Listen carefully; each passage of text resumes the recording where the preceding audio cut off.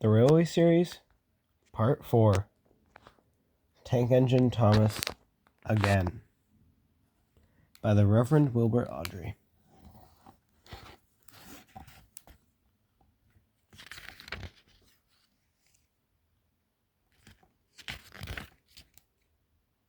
Dear friends, here is news from Thomas's branch line. It is clearly no ordinary line, and life on it is far from dull.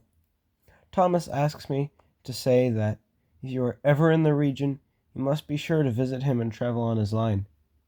They will have never seen anything like it, he says proudly. I know I haven't. Story 1. Thomas and the Guard. Thomas the Tank Engine is very proud of his branch line. He thinks that it is the most important part of the whole railway. He has 2 coaches. They are old and need new paint, but he loves them very much. He calls them Annie and Clarabelle. Annie can only take passengers, but Clarabelle can take passengers, luggage, and the guard. As they run backwards and forwards along the line, Thomas sings them little songs, and Annie and Clarabelle sing too. When Thomas starts from a station, he sings, "Oh, come along, we're rather late. Oh, come along, we're rather late." And the coaches sing, "We're coming along, we're coming along." They don't mind what Thomas says to them, because they know he is trying to please the Fat Controller. And they know, too, that if Thomas is cross, he is not cross with them. He's cross with the engines on the main line, who have made him late.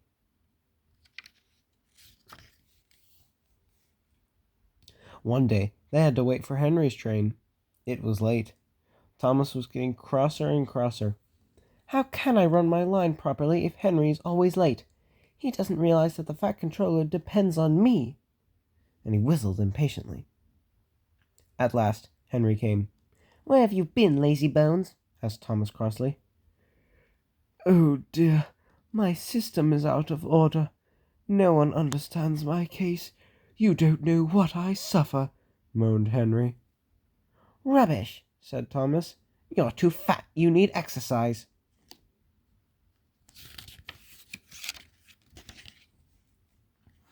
Lots of people with piles of luggage got out of Henry's train.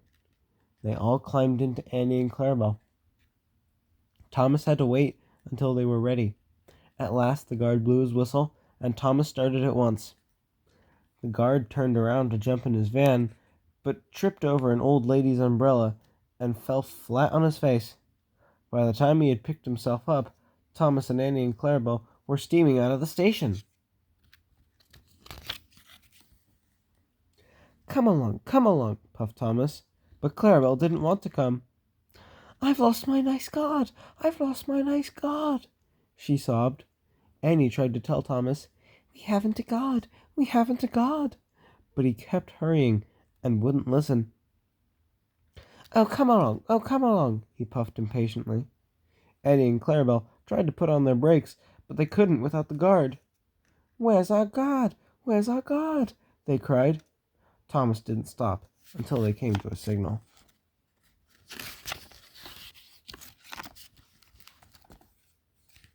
"Bother that signal," said Thomas. "What's the matter?" "I don't know," said his driver. "The guard will tell us in a moment." They waited and waited, but the guard didn't come. "Beep, beep, beep.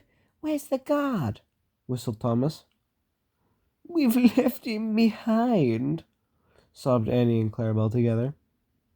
The driver, fireman, and the passengers looked, and there was the guard, running as fast as he could along the line, with his flags in one hand and his whistle in the other. Everybody cheered him. He was very hot, so he sat down, had a drink, and told them all about it. "Oh, I'm very sorry, Mr. Guard," said Thomas. "It wasn't your fault, Thomas. It was the old lady's umbrella. Look, the signal is down. Let's make up for lost time." Annie and Clarabelle were so pleased to have their guard again that they sang, As fast as you like, as fast as you like, to Thomas. All the way.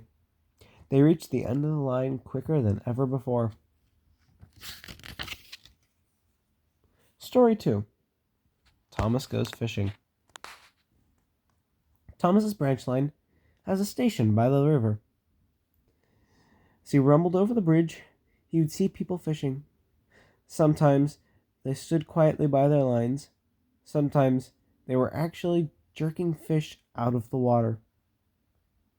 Thomas often wanted to stay and watch, but his driver said, "No, what would the fat controller say if we were late?" Thomas thought that it would be lovely to stop by the river. "I should like to go fishing," he said to himself longingly.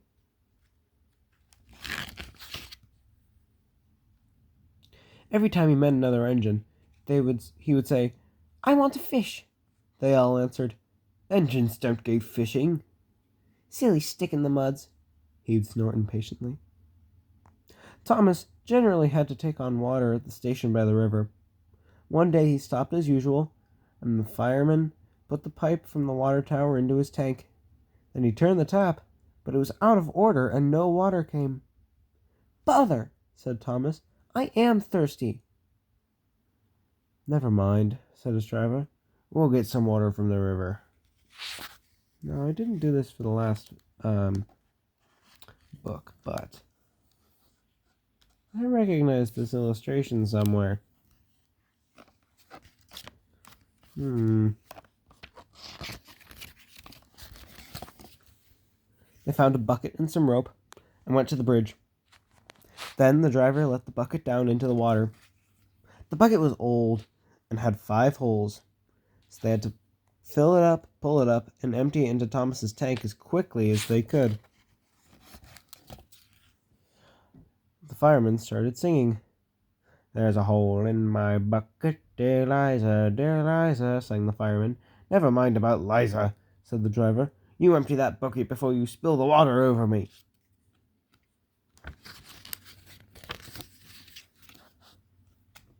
They finished at last. That's good, puffed Thomas as he started, and Annie and Clarabelle ran happily behind. They puffed along the valley and were in the tunnel when Thomas began to feel a pain in his boiler, while steam hissed from his safety valve in an alarming way. "There's too much steam," said his driver, and his fireman opened the tap in the feed pipe to let more water into the boiler, but none came. "Oh dear," groaned Thomas. I'm going to burst. I don't think Thomas is having a good time. Oh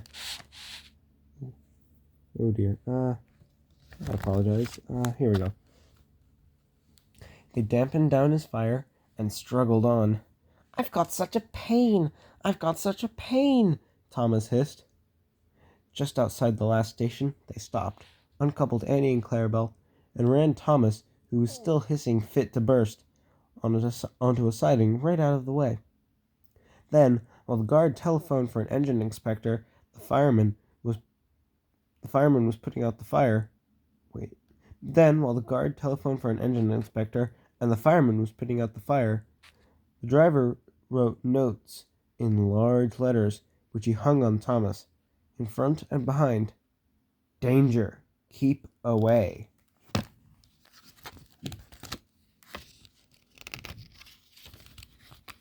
Soon the inspector and the fat controller arrived. Cheer up, Thomas, they said.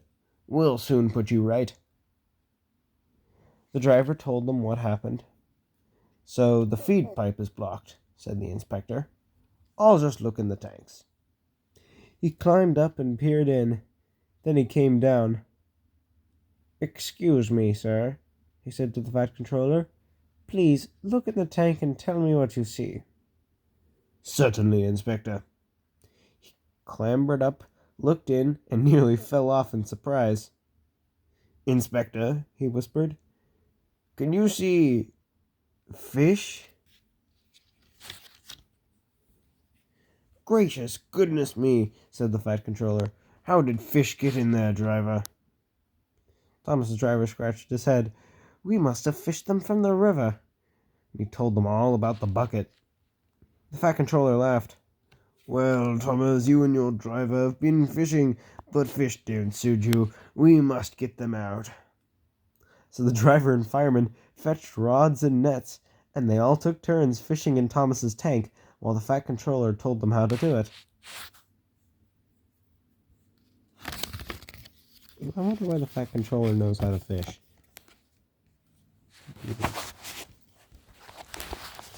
Once they had caught all the fish, the station master gave them some potatoes, the driver borrowed a frying pan, and while the fireman made a fire beside the line, they did cooking. They all had a lovely picnic supper of fish and chips. That was good, said the Fat Controller as he finished his share.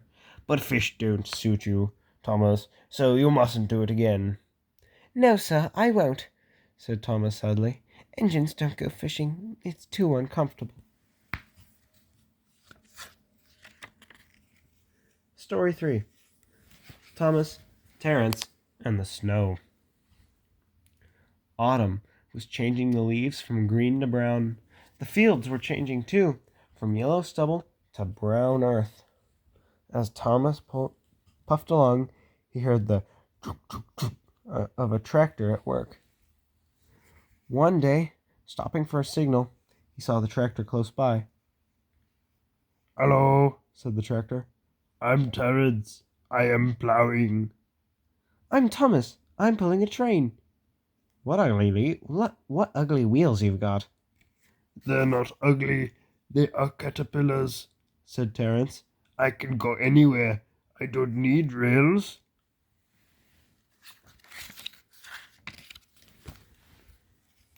"I don't want to go anywhere," said Thomas huffily. "I like my rails, thank you." Thomas often saw Terence working, but though he whistles, Terence never answered. Winter came, and with it dark, heavy clouds full of snow. "I don't like it," said Thomas's driver. "A heavy fall is coming. I hope it doesn't stop us." "Pooh," said Thomas, seeing the snow melt on the rails. "Silly soft stuff, nothing to it." And he puffed on, feeling cold but confident. They finished their journey safely, but the country was covered, and the rails were two dark lines standing out in the white snow. "You'll need your snowplow for the next journey, Thomas," said his driver. "Pooh, silly soft snuff is all what snow is. It won't stop me." "Listen to me," said his driver. "We are going to fix your snowplow on. I want no nonsense, please." Now the snowplow was heavy and uncomfortable, and made Thomas cross. He shook it, and he banged it, and when they got back, it was so damaged that the driver had to take it off.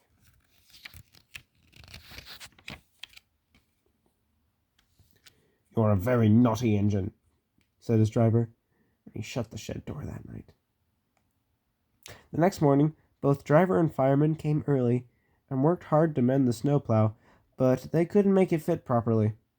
It was time for the first train. Thomas was pleased. "I shan't have to wear it. I shan't have to wear it," he puffed to Annie and Clarabelle. "I hope it's all right. I hope it's all right," they whispered anxiously to each other. The driver was anxious too. "It's not bad here," he said to the fireman, "but it's sure to be deep in the valley."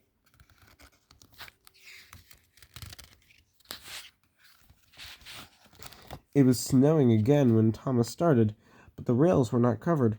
"Silly soft stuff! Silly soft stuff!" he puffed. "I didn't need that stupid old thing yesterday. I shan't today. Snow can't stop me." And he rushed into a tunnel, thinking how clever he was. At the other end, he saw a huge heap of snow fallen from the sides of the cutting. "Silly old snow," said Thomas, and he charged it. But then it happened. "Cinders and ashes," said Thomas. "I'm stuck." And he was. "Back, Thomas, back," said his driver. Thomas tried, but his wheels spun, and he couldn't move. Then more snow fell and piled up around him. The guard went back for help, while the driver, firemen, and passengers tried to dig the snow away, but as fast as they dug, more snow slipped down until Thomas was nearly buried. "Oh, my wheels and my coupling rods," said Thomas sadly. "I shall have to stop here until I'm frozen. What a silly engine I am." And Thomas began to cry. Thomas cries an awful lot, I'll be honest. At last, tooting in the distance, told them a bus had come for the passengers. Then Terence chugged through the tunnel. He pulled the empty coaches away and came back for Thomas. Thomas's wheels were clear, but he still spun helplessly when he tried to move. Terence tugged and slipped and tugged, and at last dragged Thomas into the tunnel. "Thank you, Terence. Your caterpillars are splendid," said Thomas gratefully. "I hope you'll be sensible now, Thomas," said Terence severely. "I'll try," said Thomas as he puffed home. Story 4. Thomas and Bertie. One day, Thomas was waiting in the junction when a bus came into the yard. "Hello," said Thomas. "Who are you?" "I'm Bertie. Who are you?" "I'm Thomas. I run this line." "So you're Thomas. I remember now. You stuck in the snow. I took your passengers and Terence pulled you out. I've come to help you with your passengers today." "Help me?" said Thomas crossly, going bluer than ever and letting off steam.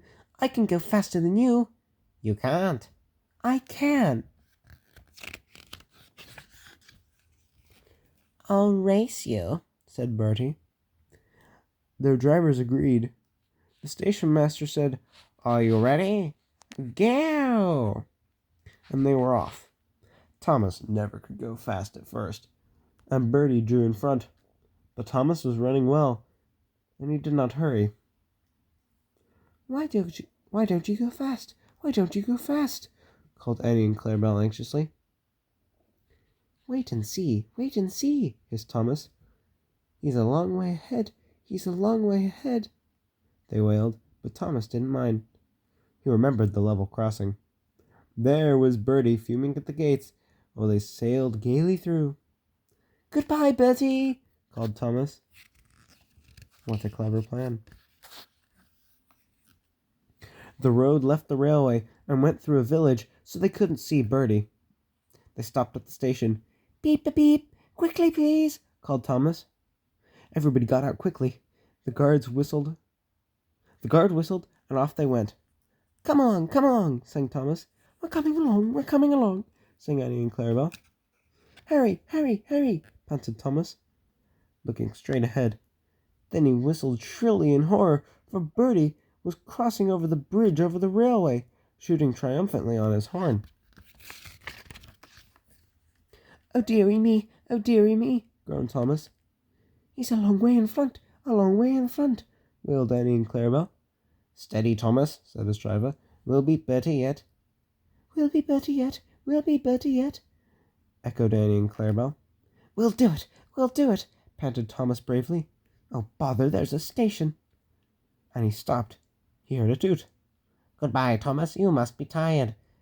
"Sorry, I can't stop. We buses have work, you know. Goodbye." The next station was by a river. They got there quickly, but the signal was up. "Oh dear," thought Thomas, "we've lost." But he felt better after a drink.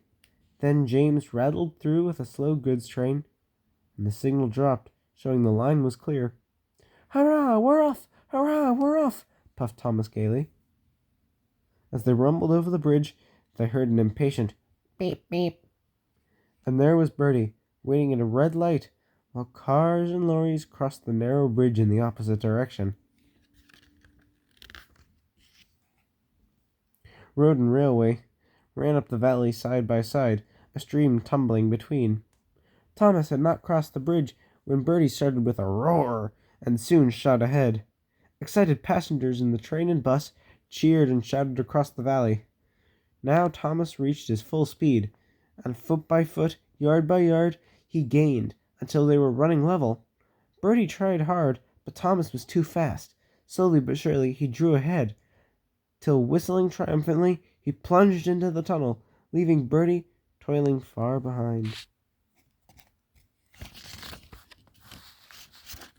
I've done it! I've done it! Panted Thomas in the tunnel. We've done it! Hooray! We've done it! Hooray! Chanted Annie and Clarabelle. And whistling proudly, they whooshed out of the tunnel into the last station.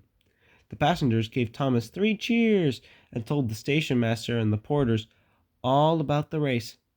When Bertie came in, they gave him 3 cheers too. Well done, Thomas, said Bertie. That was difficult to beat you. I do apologize, but it appears this book has sustained some damage, and I do not know what that word says. I'm going to assume that was difficult to beat you over the hill. I should have grown wings and been an airplane. I also apologize for the little bit of damage to the illustration here, but unfortunately there's not much I can do about that. That is a common thing throughout some of these books. Thomas and Bertie now keep each other very busy. Bertie finds people in the villages who want to go by train and takes them to Thomas, while Thomas brings people to the station for Bertie to take home. They often talk about their race, but Bertie's passengers don't like being bounced about like peas in a frying pan, and the Fat Controller has warned Thomas about what happens to engines who race at dangerous speeds. So although, between you and me, they would like to have another race, I don't think they ever will.